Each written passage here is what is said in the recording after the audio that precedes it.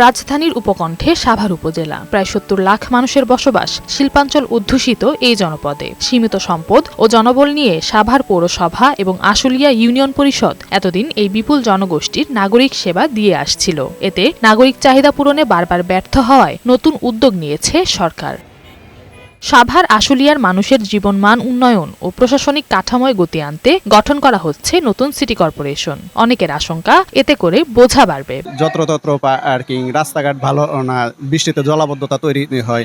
আশা করি এই সমস্ত সমস্যা থেকে পরিত্রাণ পাবে সাভার এবং আশুলিয়াবাসী। সিটি কর্পোরেশন আসলে যে আমরা কিরকম সেবা পাবো, এটা আমাদের একটা দ্বিধাদ্বন্দ্বের মধ্যে আমরা রয়ে গেছি। আমাদের গরিব মানুষের লিগে টাকা পয়সায় যে ট্যাক্স ম্যাক্স সবকিছু বাড়বো, এগুলোর জন্যই আমাকে অসুবিধা। তবে সরকারের এই উদ্যোগে খুশি সাভারের সচেতন মহল ও জনপ্রতিনিধিরা। আমি এই উদ্যোগকে সাধুবাদ জানাচ্ছি, যদিও এটা পক্ষে বিপক্ষে মতামত আছে, অনেক মতামত আছে।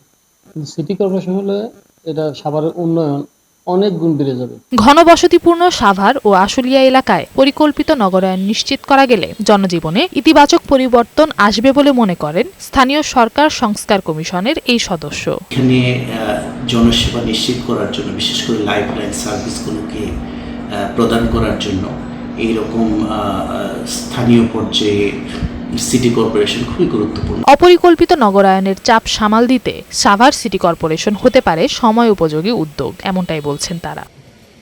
নওশীন জান্নাত, বৈশাখী সংবাদ।